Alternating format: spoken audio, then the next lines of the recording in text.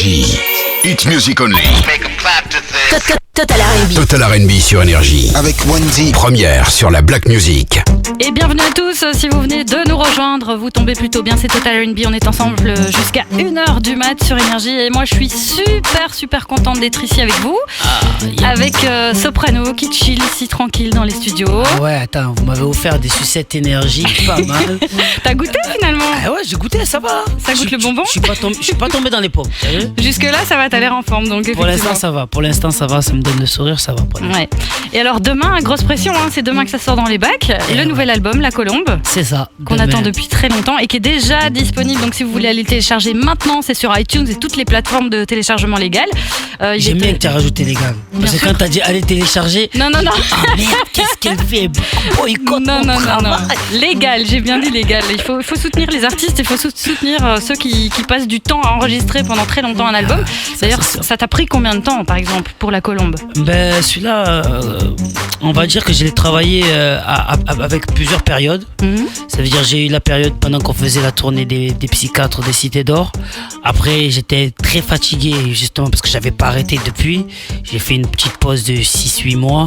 Ah ouais quand même. Ouais mais une pause, c'est une pause. Enfin une pause, on s'entend quoi. Ouais, c'est une pause pour la maison de disque. Ouais, mais j'étais chez moi, j'étais en train d'écrire, j'enregistrais des freestyles à gauche, à droite. Morceau avec Cynic, je l'ai écrit cette période-là par exemple, le morceau Zone Abandonnée, on a fait cette période-là. Ouais, on en avait parlé, je me souviens. Donc après, je suis revenu, on va dire, vers février-mars là, et j'ai terminé les morceaux. Et là, j'ai commencé depuis pas très peu de faire la suite du Corbeau. Alors moi j'ai eu la chance, je le disais tout à l'heure, d'écouter cet album pour la prépa de cette interview. Je vous le conseille, savourez-le, écoutez les paroles. Comme d'hab, on peut dire que tu t'es acharné dans l'écriture. Et le nouveau single, Hero, que je kiffe particulièrement. Déjà pour l'ambiance, pour le texte et alors pour le concept. Parce que quand même, il y a un concept là derrière. Ouais, il y a un concept. Voilà, tu es fan de Hiro Nakamura de la série Heroes. Ouais, c'est surtout ce fan de. Ouais, moi je l'aime bien, c'est vrai qu'il a les trucs. Mais c'est surtout son pouvoir qui est intéressant. À la base, je voulais faire un morceau pour expliquer que le temps nous traverse. Parce qu'il y avait une grosse phrase quand j'étais en philo, il disait est-ce que c'est le temps qui nous traverse et c'est nous qui traversons le temps? Moi je dis que c'est le temps qui nous traverse parce que vu qu'on vieillit. et c'est vrai que je voulais expliquer que on a beau regretter le passé dans le sens où on voudrait revivre des instants passés ou changer des instants passés. Le plus important c'est le présent.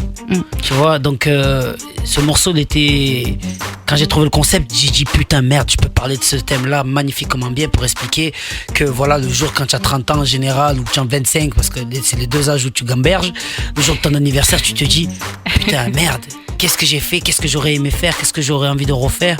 Et en fait, quand tu as soufflé sur ta bougie, tu te rends compte que non, c'est aujourd'hui qui est le plus important, le reste, c'est derrière. Alors, on va en reparler, mais juste pour le délire, j'ai prévu un petit quiz pour toi, pour voir si t'es incollable sur le personnage de la série. Donc, alors, de quelle nationalité est-il? Comment ça s'appelle? Il est de Tokyo. Ouais, donc.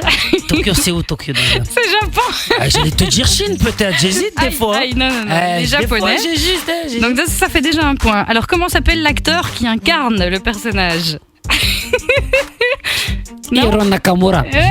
C'est pas ça, il s'appelle Mazi Oka.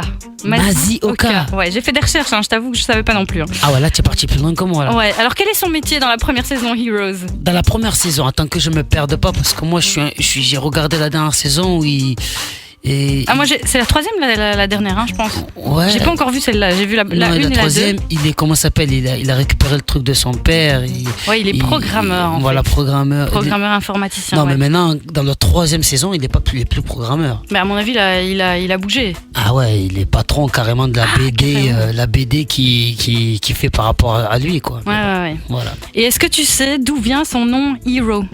Ah, par rapport à dans la série dans la série, je crois que il était fan d'un japonais derrière des années je sais pas quoi qui était avec un sabre. Est-ce que c'est ça? C'est ça ou quoi? Non. C'est aucun rapport, c'est quoi? Non, en fait ça vient d'Hiroshima, figure-toi. J'étais à l'ouest. C'est pour que sa famille garde en mémoire les bombardements d'Hiroshima et de Nagasaki. Enfin on va pas entrer dans l'histoire, c'était juste pour voir si t'étais incollable. Non, je t'explique. Moi regarde. Sur la partie colombe, j'ai fait Hiro Nakamura. Sur la partie corbeau, j'ai fait Sylar. Comme ça, tu comprends. Mais là, je te poserai pas de questions. Ah, sur Sylar, oh là là, je te dirais qu'il est horloger, voilà, c'est tout ce que je peux te dire. Bon, et plus sérieusement, t'en as un petit peu parlé, hein, mais dans ce morceau, en fait, t'aimerais bien être un super-héros. Ouais, comme beaucoup de gens. Et revenir, par exemple, voir le moonwalk de Michael Jackson, ouais. Empêcher le décès de Lady Diana, etc., ouais. etc. Tu sais que ça peut avoir des conséquences très graves aussi sur le présent si tu changes le passé, etc., tu vois. C'est vrai, mais je pense que si j'aurais vécu le Michael Jackson Moonwalk, le présent, je l'aurais vécu d'une manière quand même pas mal. Je serais là dans ma vie, je regarderais les gens.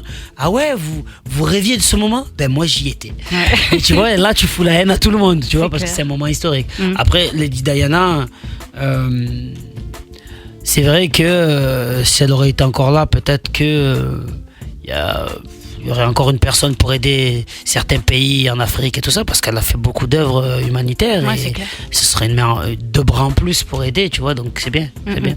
Alors c'est marrant parce qu'on en parlait dimanche passé dans l'émission, et Fauzi, qui est ici dans la place, me disait que ce morceau, ça faisait penser à Moi j'ai pas, et j'avais eu la même impression. Pourquoi est-ce qu'on a cette impression-là, en fait, selon toi ? Peut-être parce qu'il y a beaucoup d'actualité.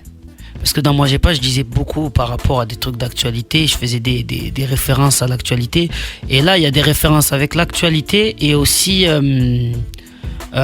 comment expliquer ça, des événements que pas tout le monde peut-être connaît. Par exemple, il y a beaucoup de jeunes qui me disaient c'est qui Massoud. Ah ouais. Tu vois, et je suis super content d'avoir fait le morceau parce que je suis sûr qu'il y en a, ils vont chercher pour voir c'est qui Massoud. Tu vois, et après aussi, on appelle ça le drop name. C'est comme ça qu'on dit, le drop name, comme ils font les Américains. Ça veut dire qu'il y a beaucoup de noms. Et Moi j'ai pas aussi, il y a beaucoup de noms. Donc peut-être que ça doit être ça. Voilà. En plus, c'est des personnages très célèbres. Voilà. Alors sur ce morceau, on entend aussi la superbe voix d'Indila. Indila. Ah, c'est magnifique, ça me donne des frissons. Ouais, Fauzi m'a dit ça. Je savais pas. C'est marrant parce que j'ai l'impression que t'en parles pas beaucoup. J'ai regardé un petit peu d'autres interviews, etc.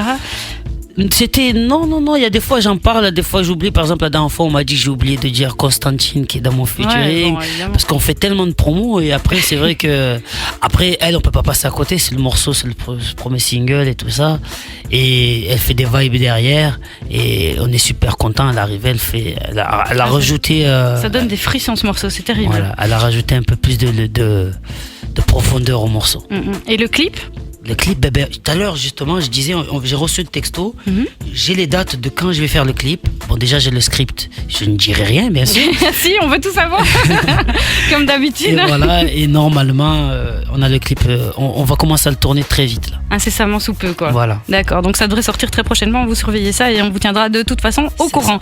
On va faire une toute petite pause, tu vas nous faire du live aussi, t'as promis, hein. Si tu as des instruments, vas-y, on est au paix. T'as promis, ok, super. Donc vous restez là, on continue avec Soprano dans quelques poignées de secondes. C'est Total R&B, on est ensemble jusqu'à 1h du mat sur Énergie. Le dimanche soir, c'est Énergie Total R&B. Hit music only.